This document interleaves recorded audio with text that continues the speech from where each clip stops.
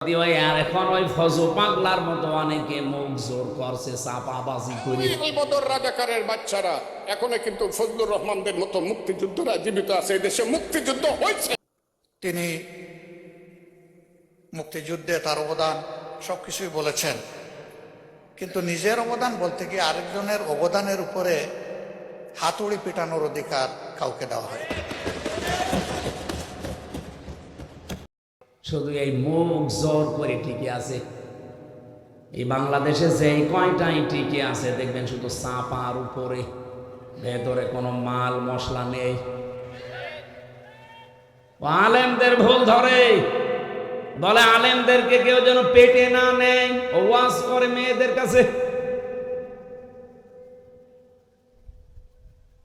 এই যে ওর নামের ব্যাখ্যা যে লোকটা করেছে তাই এমনি করে নাই, ফতে ফালতো বর্গের যতে যাওরা, আর লতে আমি বললাম না নাউজুবিল্লাহ। কে যে বানিয়েছে আল্লাহ তার হায়াত দাও। একেবারে খাপের খাপ মমতাজের বাপ মিলে গেছে, কারণ ও যা করে তাই।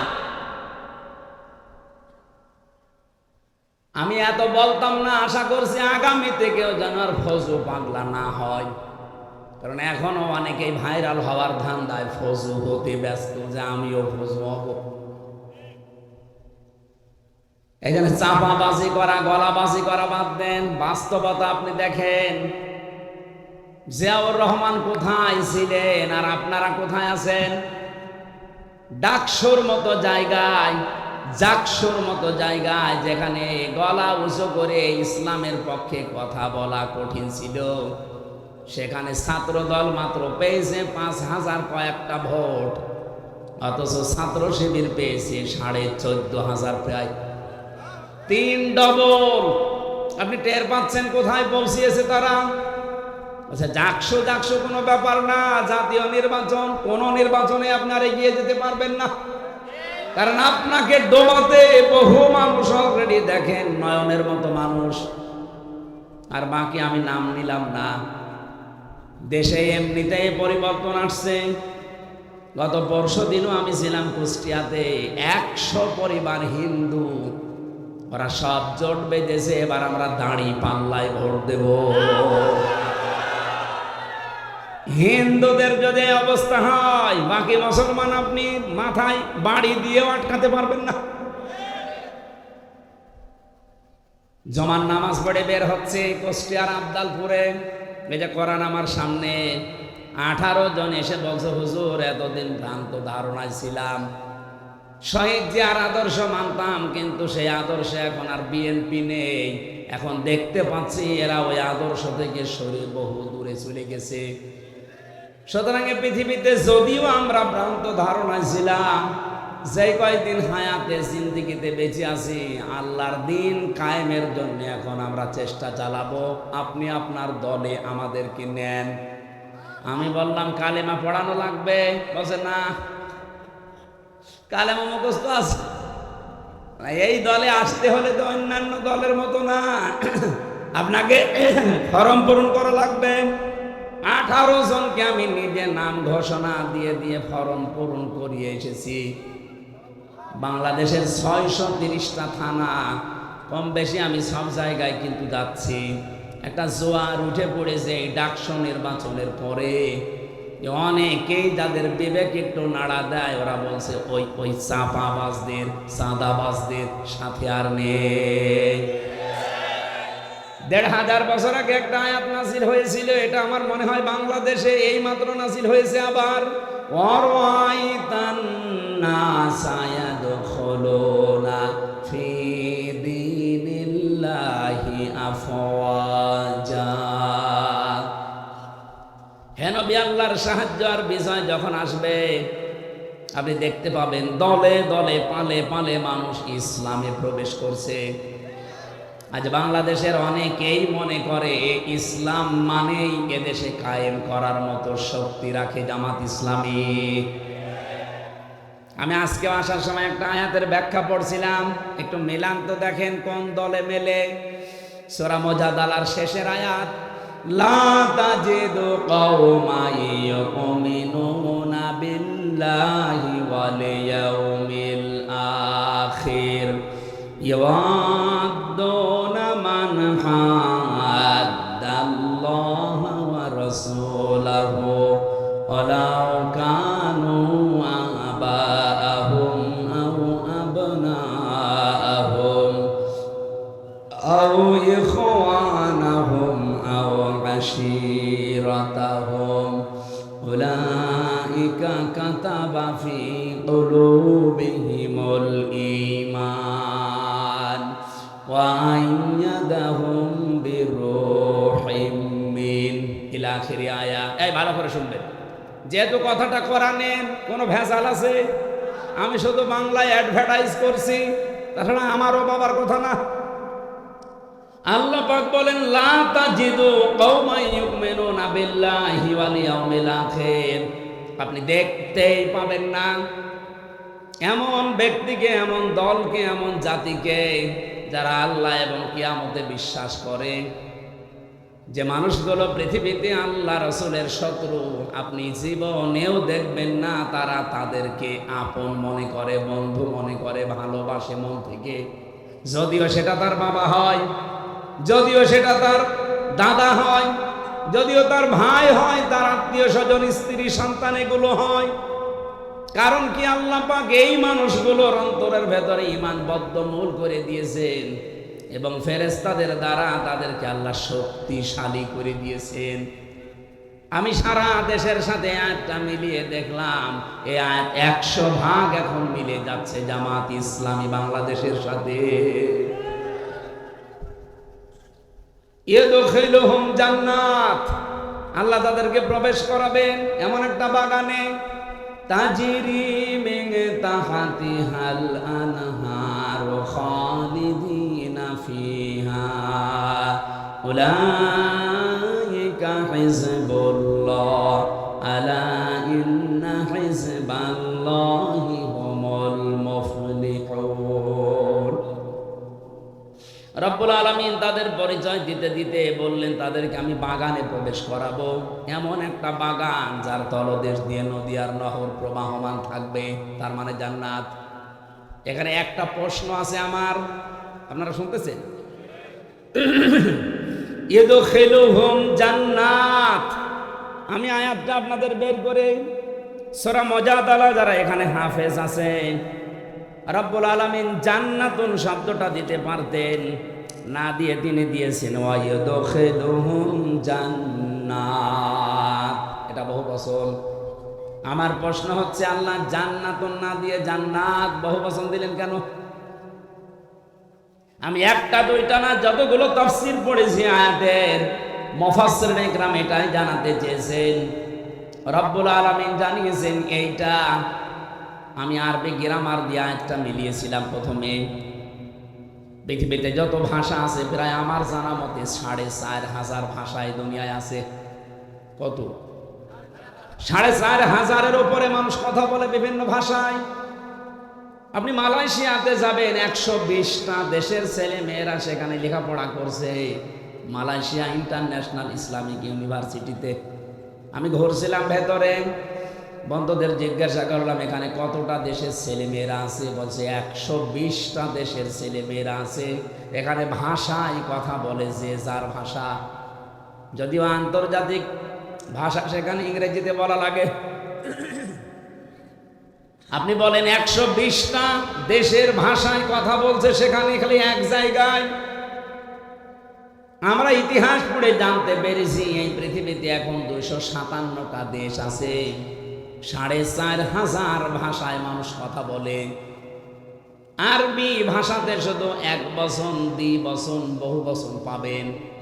অন্যান্য ভাষার অধিকাংশ জায়গায় আপনি এক বচন আর বহু বচন পাবেন। আমি যে শব্দটা নিয়ে আরম্ভ করেছিলাম, এদিকে আপনাদের মন আছে নাকি দেখি তো, কি বলেন তো? হ্যাঁ, জান্নাত। হ্যাঁ, একদম অ্যাক্টিভ হয়ে থাকবেন। যেহেতু এক বচনের পরে আরবিতে দ্বিবচন আছে, তারপরে বহু বচন আছে। আল্লাহ জান্নাতুন না দিয়ে, মাসকানুন না দিয়ে জান্নাত দিয়েছেন, মাসাকিন দিয়েছেন। মুফাসসিরিন ইকরাম বোঝাতে চেয়েছেন রব্বুল আলামিন যদি কারো অন্তরে ঈমান বদ্ধমূল করে দেয়, তাকে যদি ফেরেশতাদের দিয়ে শক্তিশালী বানায়, তাকে এমন জান্নাতে প্রবেশ করাবে, সেই জান্নাত কমপক্ষে 3টা। কারণ এখানে আল্লাহ যেহেতু বহু বচন দিয়েছেন, আর 2টা হলে বহু বচন হয় না, দ্বিবচন হয়, 3টা হলে কমপক্ষে বহু বচন হয়। কি কথা বলেন এখানে? তার মানে এই দেশে আমরা সত্যি যারা আশ করি, যাদের কাছে বাবা মা স্ত্রী সন্তান ভাই ভাগ্যরের চাইতে আল্লাহর দিন বেশি প্রিয়, একামতে দিনের কাজ করাকে আমরা বেশি প্রিয়, বেশি ভালোবাসার মনে করি, আমাদের অন্তরে আল্লাহ এমন ঈমান বদ্ধমূল করে দিয়েছে যেটা লাঠি মেরেও আপনি সরাতে পারবেন না। 15.5 বছর তার প্রমাণ, অনেককে ফাঁসি দিয়েও সরাতে পারে নাই। কথা বলেন না কেন? আমি তো নিজে জেলখানায় শুনেছি, একজন কারারক্ষী ছিল কুতুবউদ্দিন, এটা তার কাছেও যাবে, রেকর্ড হচ্ছে। ওর বাড়ি হচ্ছে রাজবাড়িতে। গভীর রাতে, রাত 12টার পরে ডিউটিতে এসেছেন। আমি তখন কোরআন পড়ছিলাম, যেহেতু আমি ফাঁসির কন্ডেম সেলের ভেতরে, আমার কাছে কেউ আসে না। উনি এসে আমারে বলছে, হামজা ভাই একটা কথা বলি, আমি এখনো পর্যন্ত একটা বিষয় পরিষ্কার হতে পারি নাই। কি বিষয়? যেদিন শহীদ মীর কাশেম আলী রহমতুল্লাহ আলাইহি তাকে ফাঁসি দেয়, সেদিন আমি তার ডিউটিতে ছিলাম। সন্ধ্যার সময় এসে বললাম যে স্যার, আপনার রাত 10টায় ফাঁসি, আপনি রেডি হন। উনি আমারে বলছে, কুতুব ভাই এখন বাজে কয়টা? এখন বাজে তো 7:30টা, এখনো পর্যন্ত প্রায় 2.5-3 ঘন্টা সময় আছে। এত সময় আমি কি করব? আমি একটু ঘুমিয়ে গেলাম। তুমি আমার আধা ঘন্টা আগে ডাক দিও, আমি 2 রাকাত নামাজ পড়ে মঞ্চে, ফাঁসির মঞ্চে চলে যাব। বসো।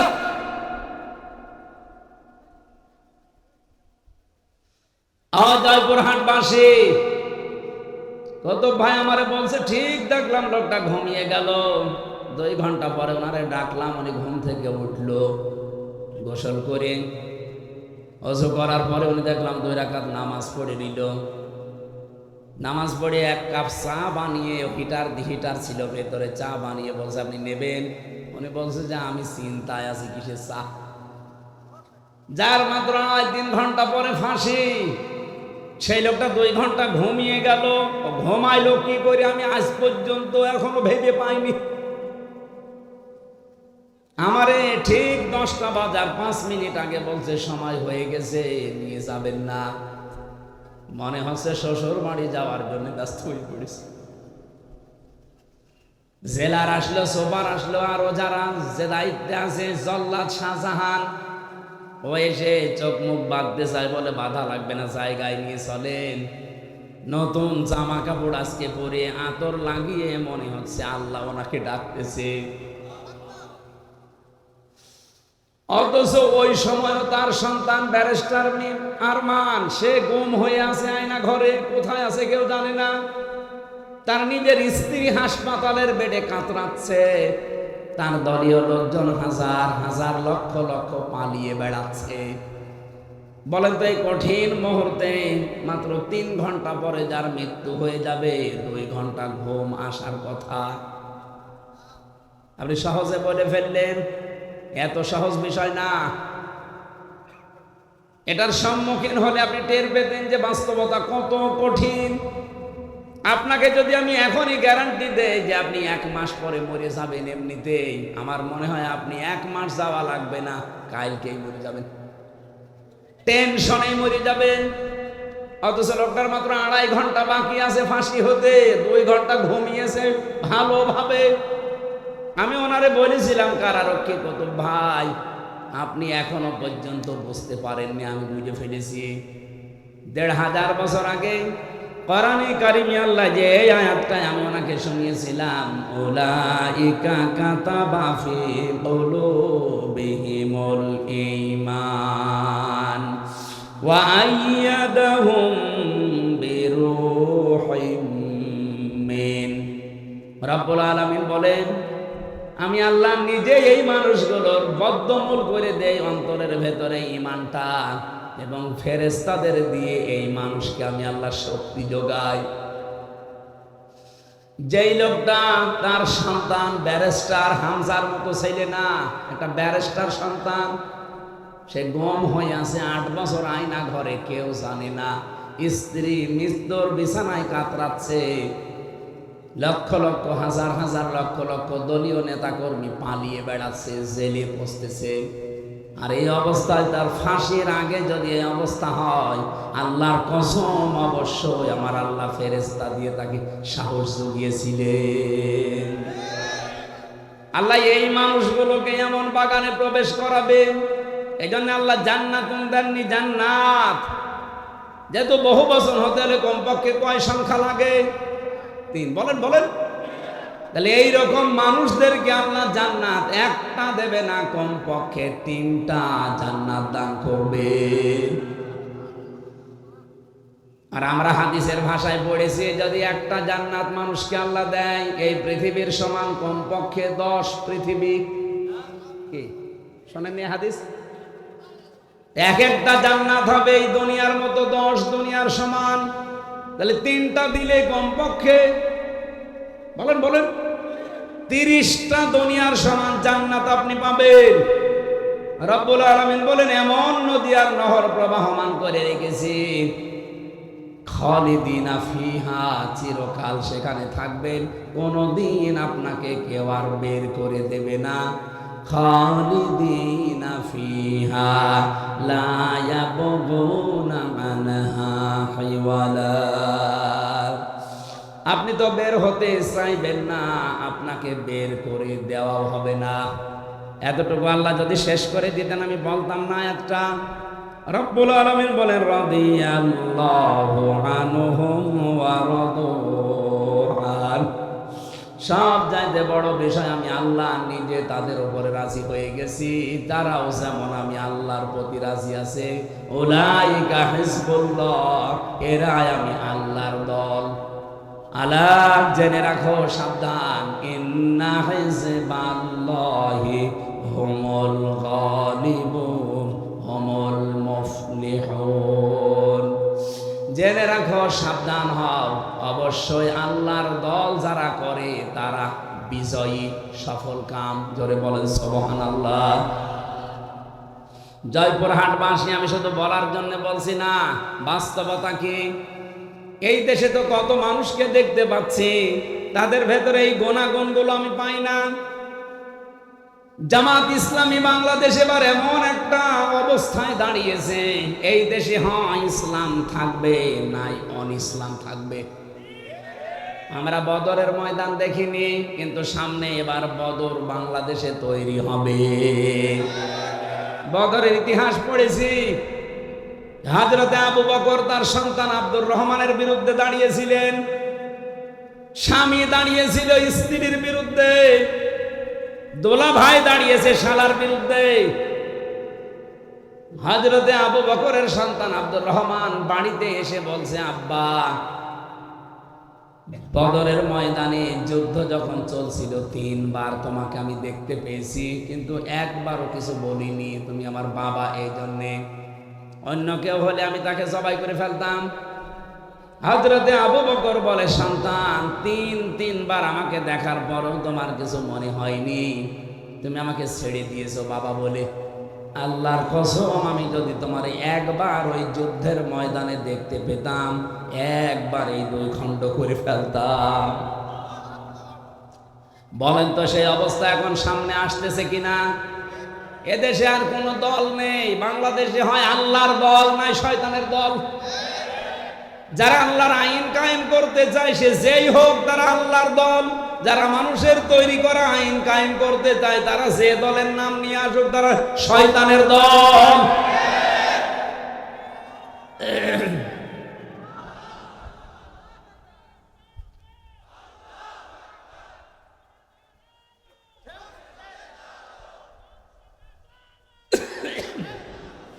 সুসংবাদ শোনাচ্ছে, কাতাবাল্লাহু লা আগলিবান্না আনা ওয়া রুসুলি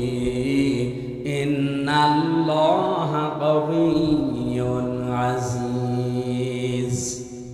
আল্লাহ পাক বলেন আমি লিখে দিয়েছি, আমি সই করে স্বাক্ষর করে দিয়েছি যে আমি আল্লাহ এবং আমার রাসূল যারা তাদের আমি বিজয়ী করব, তারা বিজয়ী হবে। এই গ্যারান্টি কার? এই জন্য চর্ম চোখে যদিও উল্টা পাল্টা কিছু দেখেন, এগুলো সব মরিচিকা। সর্বশেষ বিজয়ী হওয়া আমার আল্লাহ এবং রসুলের দায়িত্ব। যেহেতু রসুল নেই, এই জন্য আল্লাহ রসুলই বহু বচন দিয়েছেন। আল্লাহ বলেন আমি লিখে দিয়েছি বিজয়ী হওয়া। লা আগলিবান্না লামে তাকিদ নুনে সাকিলা। আল্লাহ গ্যারান্টি দিয়েছেন 2 বার যে অবশ্যই আমি আল্লাহ বিজয়ী হব এবং আমার রসুলরা, যেহেতু রসুল এখন পৃথিবীতে নেই, রসুলের উত্তরাধিকারী যারা আলেম, এই মানুষগুলোর সামনে বিজয়ী হবে। এই জন্য অনেকেই চিন্তা ভাবনা এখনো আছেন যে না জানি যদি এবার পাস না হয় তাহলে আমার ইমামতি থাকবে। তো আপনি ইমামতি নিয়ে আসেন, আর আপনার এই ধারণা কেন তৈরি হয় বলে? 92% মুসলমানের এই দেশ 1 বছর 1 মাসে 1 বছর 1 মাস 7 দিনে যে পরিবর্তন হয়ে গেছে অলরেডি দেশের মানুষ সবাই বুঝে ফেলেছে এই দেশ এবং এই মানবতা বাংলাদেশে ইসলামের কাছেই নিরাপদ। অন্য যে যাই বলুক না কেন, চেতনা বিক্রি করে অনেকে 71-এর, অনেকে বিভিন্ন চেতনা নিয়ে আসে সামনে। এগুলো সব ধোঁকাবাজি, প্রতারণা ছাড়া আর কিচ্ছু না। কারণ যারা অন্য মানুষ, এদিকে তাকান, আমি খোলামেলা বলছি, বাংলাদেশ জামাত ইসলামী বাদ দিয়ে বলেন তো যারা আজ রাজনীতি করছে জেনারেল ভাবে, কোন আদর্শ আছে তাদের? তারা যে আদর্শ নিয়ে রাজনীতি করতো সেই মানুষটার উপরেও তারা নেই। আমি নিজে শহীদ জিয়ার নামে দোয়া করতে শুনেছি কাবার ইমামকে। বঙ্গবন্ধুকেও মেরে ফেলা হয়েছে, জিয়াউর রহমানকেও মেরে ফেলা হয়েছে। বঙ্গবন্ধুর নাম আজ পর্যন্ত কেউ বলে নাই যে শহীদ বঙ্গবন্ধু, বলেছে? বলে না। কিন্তু শহীদ জিয়াউর রহমান বলে, কারণ তার কাজকর্ম, ভেতরের অবস্থা আমি জানি না, কিন্তু বাহ্যিক কাজকর্ম, অ্যাক্টিভিটিস তার ইসলামের পক্ষে ছিল, ভারতের বিপক্ষে ছিল। এখন যারা তার নাম নিয়ে আদর্শ নিয়ে রাজনীতির মাঠে নেমেছেন, এর অনেকে এখন আছেন সবগুলো দাদাদের প্রেসক্রিপশন অনুযায়ী চলে। এই জন্য দেশের মানুষের মন থেকে তারা আস্তে আস্তে উঠে যাচ্ছে। না যে ডাকসুর মতো জাকসুর মতো জায়গায় একটা সিটও তারা পায়নি। 28টা সিটের শিবির পেয়েছে 23টা, আর স্বতন্ত্র পেয়েছে 5টা। 23 আর 5 কত হয়? ওরা একটাও পেল না। জাহাঙ্গীরনগর বিশ্ববিদ্যালয়ে 21টা পেয়েছে শিবির আর 5টা পেয়েছে স্বতন্ত্র যারা তারা। আপনারা একটাও পাচ্ছেন না, এরপর মুখ জোর করেন। কোথায় আছেন আপনি টের পাচ্ছেন? এই আপনার রাজনীতি, এই আপনার আদর্শ। কি করলেন 1 বছর 1 মাস 7 দিনে? শুধু চাঁদাবাজি ছাড়া কি উপহার দিয়েছেন জাতিকে? পাথর দিয়ে মানুষ মারে, কথা বলেন না কেন? আজকেও না কালকে দেখলাম ফরিদপুরে একজনের ঠ্যাঙের উপরে হাতুড়ি দিয়ে মেরে ঠ্যাং ভেঙে দিচ্ছে, চাঁদা দেয়নি এই কারণে। একটা কথা হলো, মানুষ এখন আর বোকা নেই, আর আগস্টের 5 তারিখের আগেও নেই। মানুষ এখন সচেতন, এ কিন্তু বুঝে ফেলেছে। আমার তো মনে হচ্ছে সামনে বাংলাদেশে একটা নীরব বিপ্লব হবে বাংলাদেশ জামাত ইসলামীর। এখনো যদি আপনি সেই ভারত প্রেম নিয়ে থাকেন হাসিনার মতো, আপনিও ডুববেন। আশা করছি আপনারা ফিরে আসবেন। এরপরও যদি কেউ না আসে, সে তার কপালে আগুন লাগাবে। দেখেন না নেপালে কি হয়েছে? পানির ভেতরে মন্ত্রীদের চুবাচ্ছে, খা পানি খা। ভারতে আরম্ভ হয়েছে, ভারতে মোদির বাড়ি ঘর পর্যন্ত এখন আক্রমণ চলছে। হবে 100 ভাগ, কারণ আল্লাহর ঘর মসজিদ ভেঙেছে। বলেন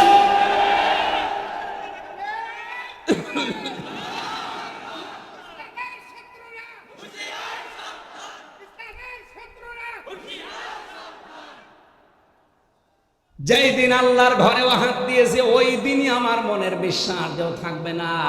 কারণ আব্রাহাম আল্লাহর ঘর ভাঙতে এসে কাসফি মাকুল হয়ে গেছে, আর ও অলরেডি আল্লাহর বহু ঘর টুকরা টুকরা করে ফেলেছে।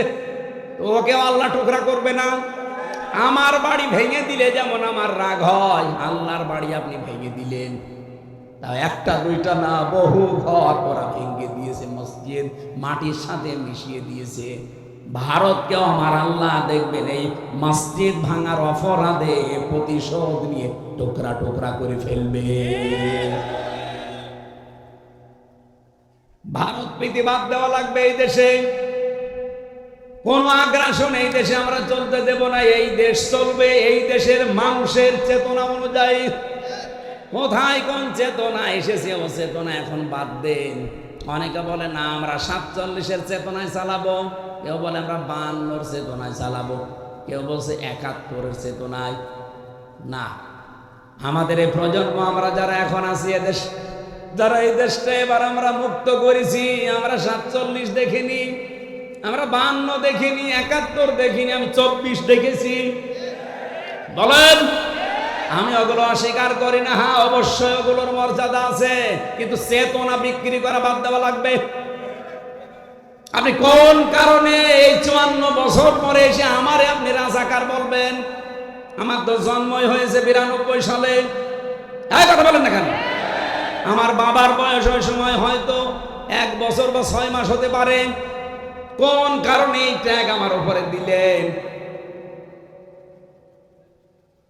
অথচ যারা এই ট্যাগগুলো এখনো পর্যন্ত দিতে চায়, আপনি খোঁজ করে দেখেন তাদের দলের ভেতরে রাজাকারের সংখ্যা 1040 জন, আর যাদেরকে এই ট্যাগ দেওয়া হয় তাদের নামে মাত্র 37 জন, তাও 11 জন ফাঁসি হয়ে গেছে। রাজাকার হলে যদি ফাঁসি দেওয়া হয় তাহলে 1040 জনকে আগে ফাঁসি দেওয়া লাগবে। কথা বলেন না কেন? সুতরাং এই চেতনা বিক্রি করলে আপনিও ডুববেন। হাসিনা যেমন ডুবেছে আপনিও ডুববেন। আর হাসিনাকে হযরত বলেছিল এখানকার কোন আল্লাহর ওলি জানো? কোথায় সে ওলি? কত বড় জাহেল! এরকম একটা জালেমা মহিলা পৃথিবীর নিকৃষ্ট তালিকায় যার নাম, তারে বলছে হযরত শেখ হাসিনা। ওর নামে তো শেখ দেওয়াও ঠিক না। শেখ মানে বুড়ো। শেখ মানে কি? মুরব্বী বুড়ো। হাসিনা বলাও ঠিক না। হাসিনা মানে সুন্দরী। এর বিপরীতটা রাখা দরকার।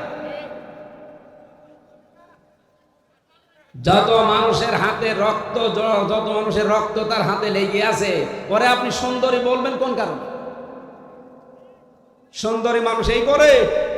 লক্ষ লক্ষ মানুষকে দেখলাম কাবা শরীফে, এই রুকনে আমিনে থেকে হজরে আসওয়াদ এটা পার হওয়ার সময় এই নামটা উচ্চারণ হচ্ছে, হাসিনা না হাসানা। রব্বানা আতিনা ফিদ দুনিয়া হাসানা ওয়া ফিল আখিরাতি হাসানা ওয়া কিনা আযাবান্নার। হে আল্লাহ, দুনিয়ায় তুমি শান্তি, স্বস্তি, নিরাপত্তা দাও, আখিরাতেও শান্তি দিও, আর জাহান্নামের আগুন থেকে আমাদের বাঁচাও। জেলে আমি যেখানে ছিলাম, এই ফাঁসির কন্ডেম ছেলে, মাঝে মাঝে আওয়াজ শুনতাম, আমারে তো বের হতে দিত না। আমার নিচতলায় একজন থাকতো, চলচ্চিত্র জগতে কাজ করে, বাড়ি হয় কুমিল্লা। ধর্ষণ মামলা এসেছে জেলে। মাঝে মাঝে দেখতাম নামাজ পড়তো, পড়ে দোয়া করছে, একদিন হাত তুলে রব্বানা আতিনা ফিদ দুনিয়া হাসিনা। কি গো? ডাক দিলাম, এই কোরআন শরীফ পড়তে পারেন? আচ্ছা না। কি দোয়া করলেন? খুব ভালোবাসি হুজুর আপারে, খুব ভালোবাসি আপারে। হাসানা না বলে আমি হাসিনা বলি সব সময়। তো দোয়া কবুল করতে আল্লাহর বইয়ে গেছি। জয়পুরহাটবাসী, যে কথা তুলেছিলাম, আমার এই কথায় আমি ফেরত যাচ্ছি। কোরআনে কারীম এই পৃথিবীতে যেহেতু শুধু মুসলমানদের জন্য আল্লাহ দেয়নি, দুনিয়াতে আমরা মানুষ মতো বাচ্চা যারা বিবেচিত আছি সবার জন্য আজকের এই কোরআন। আল্লাহ পাক বলেন দুইটা জিনিস আছে জীবিত মানুষদের কোরআনে, হুদান পথ নির্দেশিকা আছে, 2 নম্বরে মাউইযাতুন উপদেশ আছে। কাদের জন্য? লিল মুত্তাকিন, যারা ভদ্রলোক। সুতরাং আজকের আলোচনায় যারা ভদ্রলোক আল্লাহর কাছে তাদের কাজ হবে, আর যারা অভদ্র অসভ্য এদের কোনো কাজ না। ওয়ালা ইয়াজিদুজ জালিমিনা ইল্লা খাসারা, জালেমদের শুধু ক্ষতি বৃদ্ধি হবে। এখন দেখেন কার রাগ হয়। আমি রাসূলের উপরে দরুদ আর সালাম পাঠ করার মাধ্যমে তেলাওয়াতকৃত আয়াত ছিল আমার সূরা আরাফ 26 নম্বর আয়াত, মাত্র একটা আয়াত পড়েছি। আমার এই মাথার ভেতরে আয়াত নিয়ে যত কথা আছে, আমার তো মনে হয় যে সারা রাত না, আমার সারা জীবন বললে এই আয়াতের কথা শেষ হবে না। আমরা খুব সামারাইজ করব শর্টকাটে, মূল কথাগুলো ঘন্টা খানিক সময় নিয়েছি বলতে চাই, থাকবেন না? জবান ছেড়ে কোরআনের সোনালী আয়াতটা একবার পড়েন। আমরা তাফসীরুল কোরআন মাহফিলে তাফসীর আকারে কথা বলতে চাই। ইয়া বানি আদম ক্বাদ আনজালনা আলাইকুম লিবাসা। আগে আমরা তাফসীর আকারে যদি বলতে চাই তাহলে শুদ্ধ তেলাওয়াত হয়ে গেছে। আমরা এবার এই সূরার নামকরণ জানতে চাই। সূরার নাম আরফ। নাম কি বলেন বলেন? এটা হচ্ছে জাহান্নাম আর জান্নাতের মাঝে একটা প্রাচীরের নাম। এখানে জান্নাতি আর জাহান্নামী মানুষদের ভেতরে কথোপকথন হবে। ওয়া বাইনাহুমা হিজাব ওয়া আলাল আরাফি রিজালুন ইয়ারিফুনা কুল্লাম বিসিমাহু। জান্নাতি আর জাহান্নামী মানুষের মাঝখানে একটা প্রাচীর আল্লাহ বানাবেন। কিছু মানুষকে আল্লাহ ওই জায়গায় দাঁড় করিয়ে রাখবে। জয়পুরহাটবাসী দেখেন তো আপনি ওখানে দাঁড়িয়ে আছেন কিনা? নবীজি প্রশ্ন করলেন, সাহাবীরা তোমরা কি জানো এই প্রাচীরে আল্লাহ কাদেরকে দাঁড় করিয়েছে? বলে না, এই মানুষগুলো তারা যাদেরকে আল্লাহ জান্নাতে দেবে না, এমনকি এই মানুষগুলোকে আল্লাহ জাহান্নামেও দেবে না। সাহাবী আবু দারদা প্রশ্ন করলেন, ইয়া রাসূলুল্লাহ এই মানুষগুলোকে আল্লাহ জান্নাতে দেবে না, কারণ কি? নবীজি বলেন, এদের সব কিছুই ভালো ছিল, কিন্তু মা বাবার সাথে এদের সম্পর্ক খারাপ ছিল। জয়পুরহাটবাসী এটা রেকর্ড হচ্ছে, সারা দুনিয়া চলছে এখন। যত সন্তান আমরা আছি খুব ভালো করে শোনেন, আমরা কিন্তু 100টার প্রায় 90টা সন্তান জাহান্নামের দিকে। জান্নাতে আমরা যেতে পারবো না একটা কারণে আমার মনে হয়, আমাদের সবই ভালো পিরায় আমরা মা বাবার সাথে সম্পর্ক ঠিক রাখতে পারি না। এটা সম্পর্ক ঠিক রাখা এবং তাদের পেছনে খরচ করা, তাদের সেবা করা, সাধ্য মতো তাদের খেদমত করা, এটা আমরা 100 জনের 90টা ছেলে মেয়ে পারছি না। পারি না যে সমস্ত কারণে, তার অন্যতম কারণ হচ্ছে 2টা। 1 নম্বরে আমাকে আমার মার বাবা ছোটবেলায় এই শিক্ষা দেয়নি যে আল্লাহর পরে তাদের স্থান। কি কথা বলবেন এখানে? আল্লাহর পরে যে মা বাবার স্থান, এই শিক্ষা যেখানে দেওয়া হয়, আমাকে সেই শিক্ষা আমার মা বাবা দেয়নি, এই জন্য আমি জানি না যে মা বাবা কি। 2 নম্বরে আমাদের দেশের শিক্ষা ব্যবস্থা যা আছে, সেই শিক্ষা ব্যবস্থায় মা বাবা সম্পর্কে বিস্তারিত আলোচনা নেই। কথা বলেন এখানে? আপনি দেখেন 1 থেকে 5 পর্যন্ত গানের মাস্টার নিয়েছে, শরীর চর্চার মাস্টার নিয়েছে, অথচ একজন আলেম দিয়ে কোরআন হাদিস পড়াবে সেরকম আলেম 1 থেকে 5 পর্যন্ত আজও নেওয়া হয়নি। হ্যাঁ বলেন। যিনি দায়িত্বে আছেন ডক্টর মোহাম্মদ ইউনুস, 2 নবীর নাম আপনার, মোহাম্মদ একটা, ইউনুস একটা, 2 নবীর নাম না? তা আপনি কার ইশারায় চলছেন আমরা জানি না, অন্তত নিজের নামটা তো ঠিক রাখবেন। 2 নবীর নাম নিয়ে বসে আছেন আপনি। 92% মুসলমানের দেশে একটা আলেম নিয়োগ দিতে পারেন না, আর আপনি নাচের মাস্টার নিয়েছেন।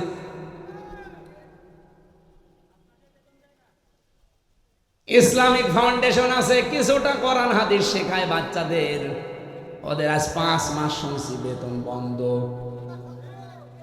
ধর্ম মন্ত্রণালয়ে যিনি আছেন কি করছেন আপনি?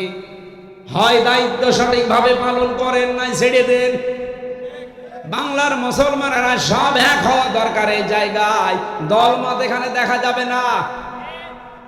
সেদিন তারেক জিয়া সাহেবের পিএস অপু সাহেব ঢাকাতে আলেমদেরকে ডাক দিয়েছিল যে এই বিষয়টা আপনারা কি করছেন। গানের মাস্টার নিয়োগ দেয় এই দেশে, শরীর চর্চা করা লাগবে এইটা নিয়োগ দেয়, আর 1 থেকে 5 পর্যন্ত একটা আলেম নিয়োগ দিল না, আপনারা কিছুই করেন না। সুতরাং সবাইকে আজ এক হওয়া লাগবে। জামাত, বিএনপি, চরমনা এগুলো না, সব মুসলমান এক হন। এই মুহূর্তে দাবি তোলা লাগবে 1 থেকে 5 পর্যন্ত এই দেশে একজন মাওলানা শিক্ষক চাই। এই দাবি করেন কারা দেখে? লিল্লাহি তাকবীর। এই দেখেন তো হাত করে দিকে।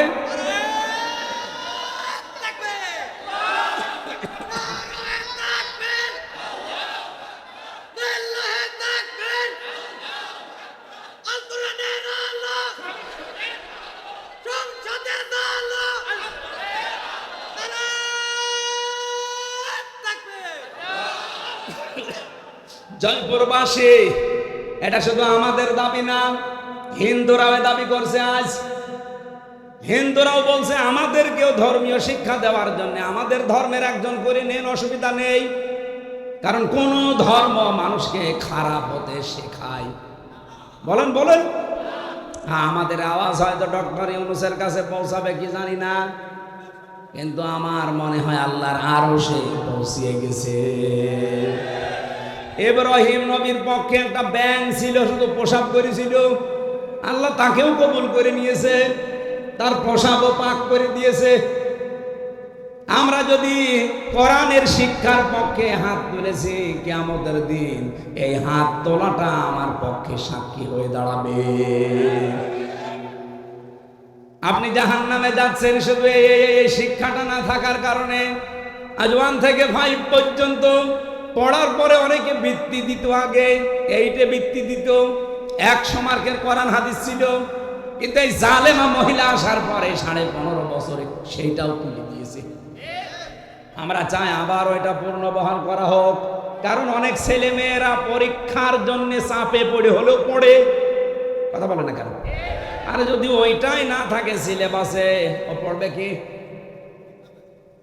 ওদের যে 5 মাস বেতন দেয় না ইসলামিক ফাউন্ডেশনে, এর ভেতরে একটা দুর্বিসন্ধি আছে। এক লোক নাকি বউকে খুব পিটাতো, আর বউ এসে বলছে তুমি যেভাবে পিটানি দাও আমাকে কি রাখবা না বাদ দিয়ে দিবা?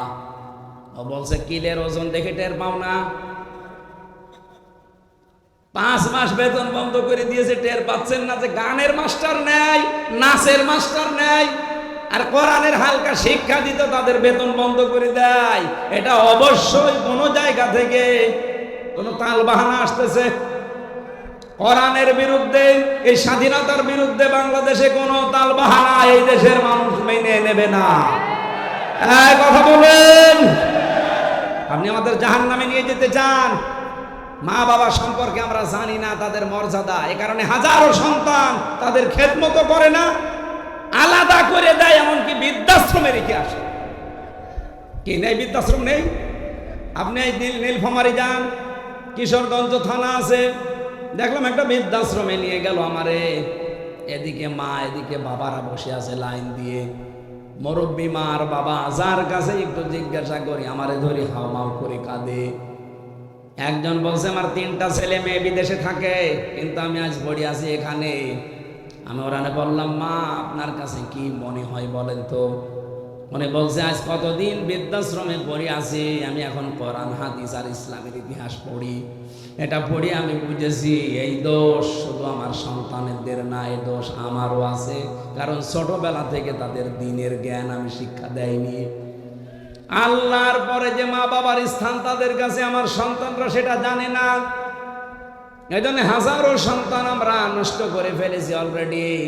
যেহেতু এই দেশে এখনো শিক্ষা ব্যবস্থা এটা জারি করা হয়নি, আপনাদের আহ্বান জানাবো, অন্য ধর্মের লোক যারা আছেন তাদের আমি বাদ দিলাম, অন্তত ইসলাম ধর্মে যারা আছেন ছেলে মেয়েদেরকে নিজে বাঁচার জন্য হলেও শেষ বয়সে যদি আলাদা হতে না চান, বৃদ্ধাশ্রমে যেতে না চান, ছেলে মেয়েদেরকে কোরআন হাদিস প্রথমে 3 বছরে নোরানিতে মক্তবে পড়িয়ে নেবেন, এরপর অন্য জায়গায় দেবেন।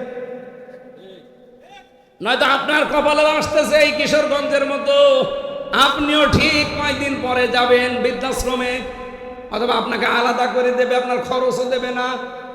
মা বাবার পেছনে খরচ করা নফল না ফরজ? ফরজ। নামাজ পড়েন, মা বাবার যে সাধ্য মতো খরচ করা দরকার করেন না, না আপনার নামাজ হবে না। কারণ একটার সাথে আর একটা রিলেটেড। পুরা কোরআন শরীফের ভেতরে আপনি দেখবেন যেখানে আল্লাহ দিয়েছেন আল্লাহর কথা, সঙ্গে সঙ্গে দিয়েছেন রসুলের কথা, আতিউল্লাহ ওয়া আতির কথা, সঙ্গে সঙ্গে মা বাবার শুকরিয়া আদায়ের কথা। আনিশ করলি ওয়ালি ওয়ালিদাইকা ইলাইয়াল মাসির। তোমরা আল্লাহর শুকরিয়া আদায় করো আর মা বাবার শুকরিয়া আদায় করো। আল্লাহকে মেনে নিয়েছো কিন্তু মা বাবার শুকরিয়া নেই, তুমি জানো আল্লাহকেও মানো না। বলেন নাউজুবিল্লাহ। নবীজি বললেন ওরা আরাফ নামক প্রাচীরে দাঁড়িয়ে আছে, ওরা জান্নাতে যাচ্ছে না শুধু একটা কারণে, আমি যেটা আবিষ্কার করেছি আর একটু বেশি দেখেন তো মেলে কিনা। 100 ভাগের প্রায় 98 ভাগ সন্তান আমরা মা বাবাকে হয় আলাদা করে দেই, তাড়িয়ে দেই, বৃদ্ধাশ্রমে রেখে আসি। 3 নাম্বার কারণ হচ্ছে আমার অ্যানালাইসিস, এটা আমাদের বউগুলো। এই বউগুলোকে পেছন দরজা দিয়ে শুধুমাত্র নাড়াচাড়া দেয়, এদেরকে ওয়াসওয়াসা দেয় এই বউর মা। কথা বলে দেখা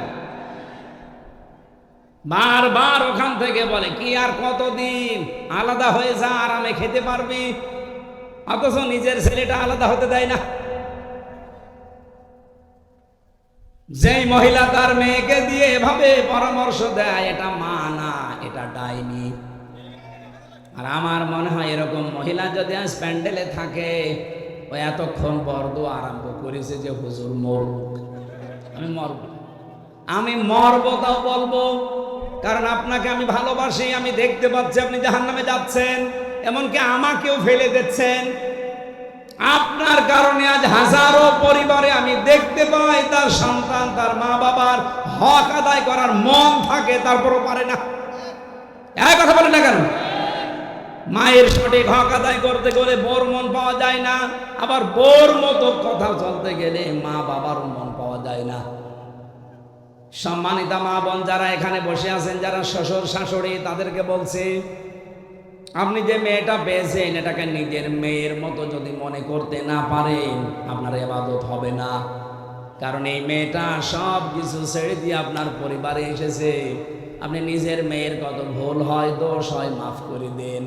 আর অন্যের মেয়ে এসেছে, চুন থেকে পান খসলে ছেলের কানে কানে তুলে দেন। আপনি মা। খালি নামাজ পড়া, রোজা রাখা আর কালো বোরকা পরা ইবাদত না। পুত্রবধূকে নিজের মেয়ের মতো উদার মনে ভালোবাসা, এইটাও ইবাদত। এরকম বউ শাশুড়ি কম না বেশি? নেই। কম মানে 2-1টা আছে, ইতিহাসের পাতায় পড়েছি। আশা করছি জয়পুরহাটে এরকম মহিলা তৈরি হবে না। সম্মানিতা মা বোনেরা, কি মনে করেন কোরআন হাদিস কি বোঝেন আমি জানি না। একটা মেয়ে লোক এসেছে আপনার বাড়িতে, তাকে আপনি নিজের মেয়ের মতো মনে না করতে পারেন, ছেলে বিয়ে দিলেন কেন? মনে মনে ভাবে যে ছেলে বিয়ে দিয়েই বৌমা দখল করে নিয়েছে। সব সময় বউকে ভালোবাসে। আরে মা, আপনার তো আর সেজদায় পড়ে থাকার কথা যে আমার ছেলে অন্তত বৌমা নিয়ে ব্যস্ত আছে, অন্য মেয়ের সাথে লাইন করে না। এক কথা বলেন না কেন? সাহাবী প্রশ্ন করলেন, হে নবী, এই মানুষটাকে যে আপনি বললেন যে জাহান্নামও আল্লাহ দেবে না, কারণ কি? বিশ্ব নবী ওই দিন জানিয়েছিলেন এদের আল্লাহ জাহান্নামে দেবে না একটা কারণে, এই দুনিয়াতে এই মানুষগুলো ইসলাম কায়েমের জন্য আন্দোলন করেছে। জয়পুরহাটবাসী সারা পৃথিবীর মানুষকে জানাচ্ছে, যারা দিন কায়েমের জন্য জমিনে চেষ্টা করেন, আপনার পদ্ধতি ভুল হতে পারে, কিন্তু আপনার মন থেকে ইখলাসের সাথে যদি দিন কায়েমের জন্য চেষ্টা করেন, আপনার আর যাই হোক আপনি জাহান্নামে যাবেন না। কোরআনে কারিমের সূরা সফের ভেতরে দলিল আছে, হাল আদুল্লুকুম আলা তিজারাতিন তুনজিকুম মিন আযাবিন আলীম। এমন একটা ব্যবসার কথা বলবো যেটা করলে জাহান্নামে এই যন্ত্রণাদায়ক আযাবে যাওয়া লাগবে না। সেটা হচ্ছে আল্লাহ রাসূলের প্রতি ঈমান আনার পর জান আর মাল দিয়ে এই জমিনে দিন কায়েমের চেষ্টা করা। এই বাংলাদেশে যে ৭৩টা দল আছে, সবচাইতে বেশি ভালোবাসে আল্লাহ কোন দলকে? কোরআনে কারিমে সূরা সফ ৪ নম্বর আয়াতটা পড়েন এবং সূরা মায়েদা ৫৪ নম্বর আয়াতটা পড়েন। রব্বুল আলামিন যদি বানিয়ে বলি আপনি বাংলা নিয়ে আসেন, ইংরেজি নিয়ে আসেন, উর্দু নিয়ে আসেন, ফার্সি নিয়ে আসেন, যে ভাষা নিয়ে আসবেন আপনাকে আমি দেখাবো। ইন্নাল্লাহা ইউহিব্বুল্লাযীনা ইউকাতিলুনা ফি সাবিলিহি সাফফান কাআন্নাহুম বুনিয়ানুম মারসুস। অবশ্যই আমি আল্লাহ ওই দলকে ভালোবাসি যারা সীসা গলা প্রাচীরের মতো ঐক্যবদ্ধ হয়ে এই জমিনে আল্লাহর দিন কায়েমের জন্য চেষ্টা চালিয়ে যাচ্ছে। আর এই বাংলাদেশে এটা সবচাইতে বেশি চালাচ্ছে জামাত ইসলামী। যদি প্রমাণ ভুল হয় আপনি এখানে আসেন, যদি ভুল হয় আপনি বলেন যে না এদের দ্বারা এইটা না, এরা দুনিয়া চায়। কে দুনিয়া চেয়েছে আপনি বলেন? মাওলানা মতিয়ার রহমান নিজামী মন্ত্রী ছিল, দুনিয়া চাইনি। ওনার এখনো ঘর হচ্ছে কাঁচা ঘর, মাটির দেওয়াল, চারিদিকে উপরে টিন। একজন মন্ত্রীর ঘর কাঁচা বাংলাদেশের ইতিহাসে এই প্রথম। এই কথা বললেন না কেন? সাতক্ষীরার মাওলানা রিয়াসাত আলী এমপি ছিল জামাতের, কয়েকবার। এখনো পর্যন্ত তার বাড়িটা এই যে খেজুর গাছের পাতা দিয়ে ঘেরা। অথচ বাংলাদেশে বহু মানুষ আমি দেখি শুধু একবার চেয়ারম্যান হয় ৫ তলা বাড়ি হয়ে যায়। বলেন, সেদিন বাইরের দেশে ছিলাম আমি, এক হোটেলে উঠেছিলাম। ওটা মনে হয় থাইল্যান্ডে না সিঙ্গাপুরে, যে কোনো একটা দেশে হবে, না মালয়েশিয়া। এই দেশগুলোতে যখন ঘুরতে যায়, মাহফিলে যায়, আমারে নিয়ে যায়, হোটেলে তুলে দেয়। হোটেল থেকে নিচে নামলাম, নেমে দেখে 2 জন বসে বসে চা খাচ্ছে আর মুখ নিচু করে আছে।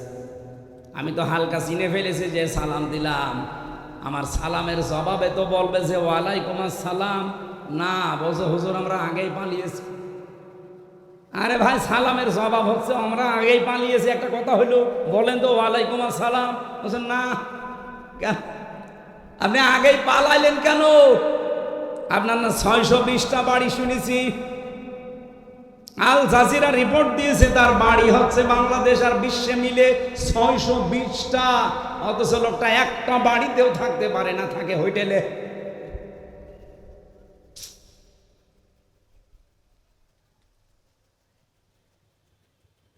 অথচ এই মানুষগুলো 620টা বাড়ি বানায়নি, একটা বাড়িও না, মাটির দেওয়া।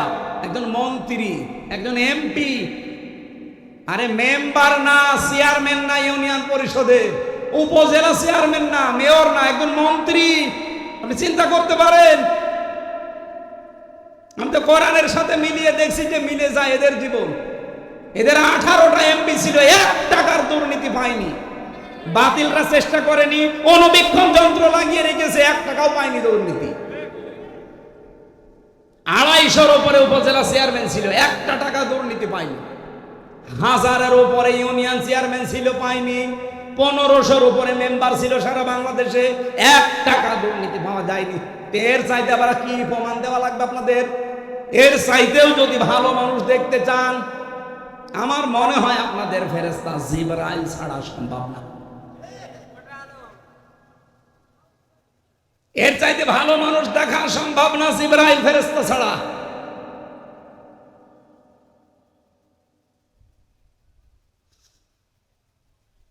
এজন্য গ্যারান্টি দিতে পারি আপনাদেরকে, সীসা গলা প্রাচীরের মতো আজ ঐক্যবদ্ধ হয়ে আল্লাহর এই জমিনটায় 56,000 বর্গ মাইলে দিন কায়েমের জন্য কাঁধে কাঁধ মিলিয়ে চেষ্টা চালিয়ে যাচ্ছে মন থেকে। তার প্রমাণ এই 1 বছর 1 মাস বাংলাদেশ জামাত ইসলামী, ইসলামী ছাত্র শিবির, ইসলামী ছাত্রী সংস্থা অন্য কেউ যদি পারে তাদের আদর্শ নিয়ে আসুক, টিকবে না। কারণ তাদের আদর্শ হচ্ছে বিড়ি খাওয়া আদর্শ, তাদের আদর্শ হচ্ছে ডাল খাওয়া আদর্শ, তাদের আদর্শ হচ্ছে বাবা খাওয়া, হুক্কা খাওয়া। কি বঙ্গবন্ধু হুক্কা খাইতো না? কথা বলেন। আপনি হুক্কা খাওয়া আদর্শ নিয়ে এসে, ডাল খাওয়া আদর্শ নিয়ে এসে, রাস্তা চুরি করা আদর্শ নিয়ে এসে এই জামাত ইসলামের সাথে আপনি টক্কর দিতে চান, কিয়ামতের আগেও পারবেন না। কথা বলতে দেন ভাই, বাস্তবতার দিকে তাকিয়ে বলেন তো, এই বাংলাদেশে 56,000 বর্গ মাইল, 630টা থানা, একটা নেতা কর্মী দেখান যে জামাত ইসলামীর যারা ডাইল খায়, বলেন।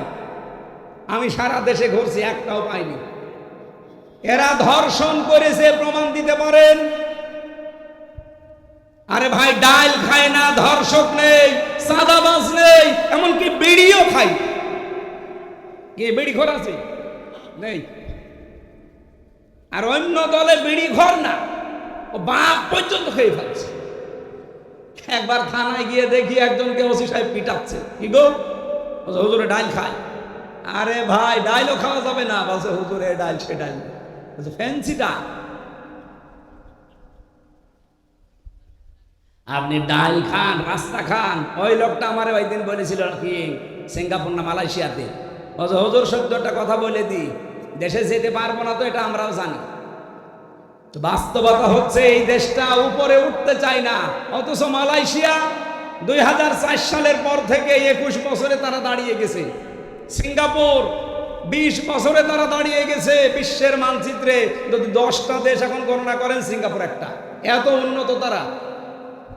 রাস্তায় একটা টুকরা পর্যন্ত পাবেন না, মনে হচ্ছে সারা রাস্তা খাবার ঢেলে খাওয়া যায়, এত পরিষ্কার পরিচ্ছন্ন। খাদ্যে কোনো ভেজাল নেই, কোনো দুর্নীতি নেই। 100 টাকা যদি বাজেট হয় রাস্তার জন্য, আপনাকে আমি সত্য কথা বলে দেই, 3 টাকা শুধু খরচ হয় রাস্তায়, আর 97 টাকা আল্লাহর ওলিরা খেয়ে ফেলে। এই চলছিল দেশে। দেশটা দাঁড়াবে কি করে? বঙ্গবন্ধু টানেল বানিয়েছে চট্টগ্রামে, 100 বছর যাওয়ার কথা, অথচ কয় বছরে পানি উঠতেছে নিচ দিয়ে। তাহলে কত টাকা বাজেট ছিল, কত টাকা খেয়েছে বলে? ওর নিজের হিসাব অনুযায়ী 100 টাকা বাজেট হলে 3 টাকা খরচ হয়, 97 টাকা খেয়ে ফেলে। 100 টাকা খরচ করে একটা রাস্তা বানালে 100 বছর যাওয়ার কথা, 3 টাকা খরচ করলে 100 বছর যাবে? 3 বছর। আগামীতে ইসলাম আসলে জামাতের আমির বলে নাই যে যা বাজেট হবে জনগণের সামনে সব ওপেন করা লাগবে এমপিদের, তারপরে কাজ শুরু করা লাগবে। আপনি দুর্নীতি করবেন কি করে? সরকারি যে ট্যাক্স ফ্রি গাড়ি আছে, ওই গাড়ি জামাত ইসলামী বাংলাদেশ নেবে না। যে প্লট দেওয়া হয়, ফ্ল্যাট দেওয়া হয়, নেবে না। এর চাইতে গ্যারান্টি বাংলাদেশে কোনো দল দিতে পারলে তাকে ভোট দেন, যান। জীবনও পারবে না। তারা যদি 20,000 টাকা নিয়ে এমপি হয়, 5 বছর পরে তারা 20 কোটি টাকার মালিক হবে। আর জামাত ইসলামী যে 300 এমপির নাম ঘোষণা দিয়েছে নমিনি, এরা যদি 100 টাকা নিয়ে এমপি হয়, 5 বছর পরে দেখবেন 90 টাকা হয়ে গেছে, 101 টাকা হবে না। এই বিশ্বাস, এই আস্থা আমিরে জামাতের আছে, এই জন্যে এদের নাম ঘোষণা দিয়েছে, এমনি দেয়নি। সম্মানিত ভাইরা, এর চাইতে আর বেশি আমি বলতে পারবো না। এরপরেও যদি কারো বিবেকে খালি ওই দিকে টান হয়, যান, আপনার যা ভালো লাগে আপনি তাই করেন। আপনি আবার ওই মারা খাবেন, কি মারা জানো, ওইটা তো আর বলা যাচ্ছে না, ওইটা আমি বলতে পারবো না, ফজু পাগলার কাছে শুনে। আবার মারা খাবেন, কি মারা, না ওটা বলা যাবে না। আরে তো এই বগুড়া, জয়পুরহাট, ওরে বাবা খুব ঝামেলা। তাহলে ইসলামী আন্দোলন করলে একটা লাভ, জাহান্নামে যাওয়া লাগবে না। আর যাই হোক, সুতরাং অ্যাক্টিভ হওয়ার জন্য আহ্বান জানাচ্ছি, যারা এখনো দোদুল্যমান অবস্থায় আছেন, ছড়িয়ে ছিটিয়ে আছেন, আসেন অ্যাক্টিভ হন। দিন কায়েমের জন্য ঐক্যবদ্ধ হয়ে চেষ্টা করলে আল্লাহ বেশি ভালো পারবে। বলেন না কেন? সূরা, এইরকম একটা সূরার একটা মাত্র আয়াত, 26 নম্বর আয়াত, এটা পোশাক নিয়ে আলোচনা। শয়তানের প্রথম হামলা মানব জাতির উপরে এবং তার পদ্ধতি কি ছিল সেইটা আল্লাহ জানিয়েছে। শয়তানের যত টার্গেট আছে, হামলা আছে, সবচাইতে বড় হামলা শয়তানের পোশাকের উপরে। কিসে? শয়তান চায় যে আদম সন্তান যেন পোশাক না পরে। এটারে বহু আয়োজন শয়তান করেছে। এই যে সুন্দরী প্রতিযোগিতা, যারা এই প্রতিযোগিতায় নাম লেখা, এদের পোশাক আশাক ঠিক আছে? বলেন বলেন। এমনকি সুন্দর সুদর্শন পুরুষ প্রতিযোগিতা হয়েছিল, কি যেন নাম ওর, অ্যাডলফ। ও নাকি সুন্দর, সারা বাংলাদেশের সবচেয়ে সুন্দর সুদর্শন পুরুষ। ওর জানাজা পড়া দেখলাম, শয়তান জানাজা পড়ছে, এদিকে দিকে তাকাচ্ছে। ওর দিকে তাকিয়ে আমার মনে হইল, ও যদি সবচাইতে সুন্দর যুবক হয়, তা আমি কি? বলে আমি কি? এবার আসেন আল্লাহর ঘোষণা, ইয়া বানি আদম, হে বনি আদম সন্তানেরা, কদ আনজালনা আলাইকুম লিবাসা, অবশ্যই আল্লাহ তোমাদের উপরে নাজিল করেছি পোশাক। কি করবা এই পোশাক দিয়ে? ইওয়ারি সাওআতিকুম ওয়ারিশা, তোমাদের লজ্জা নিবারণ করবা এবং সৌন্দর্য বৃদ্ধি করার জন্য, বর্ধন করার জন্য আমি আল্লাহ পোশাক দিয়েছি। সুতরাং এখানে আমাদের শিক্ষা হচ্ছে, পোশাকের কাজ আমাদের লজ্জা ঢেকে ফেলা। বহু মানুষ আমরা দেখি এই দেশে পোশাক পরার পরও উলঙ্গ, অর্ধ উলঙ্গ থাকে।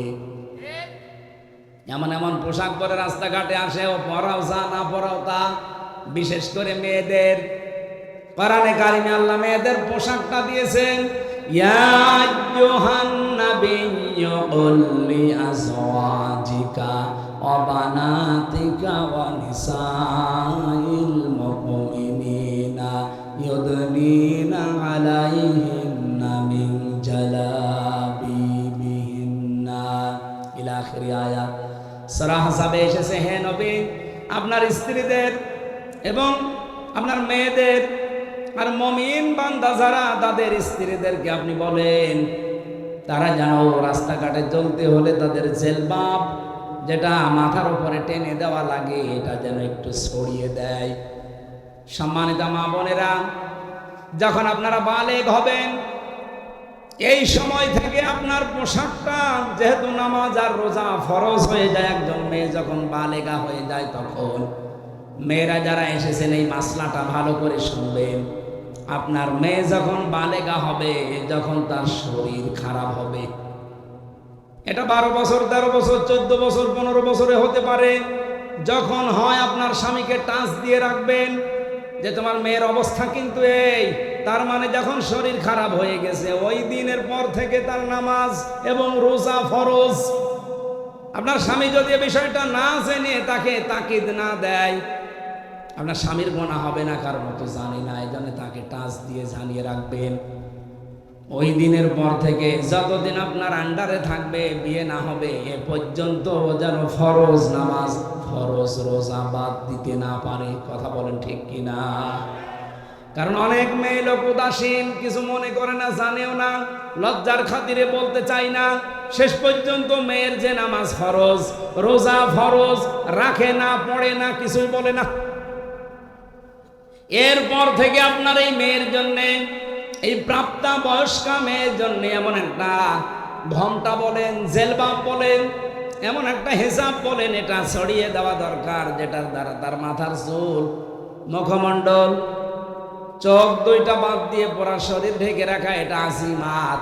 আর মুখ খোলা, হাতের কবজি খোলা, এটা রুখসাত। আপনি এমন একটা পোশাক তার জন্য আলাদাভাবে বানিয়ে দেবেন, অন্তত বাইরে যাবার সময় ওই পোশাকটা পরলে তার মাথা, এমনকি তার শরীরের অর্ধেক পর্যন্ত যেন ঢেকে যায়, বাকি শরীর অন্য পোশাক দিয়ে সে ঢাকবে। এটা কি বলেন তো, ফরজ না নফল? ফরজ।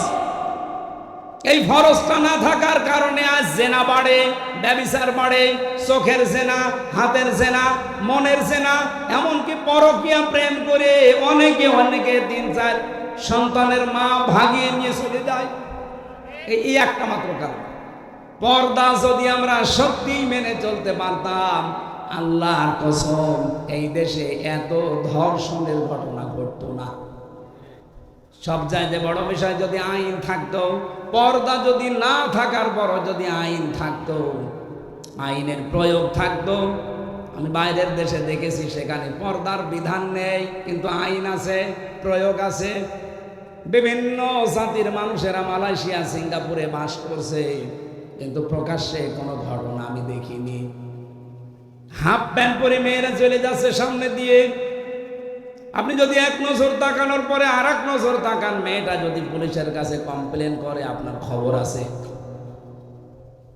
আমাদের দেশে এরকম না।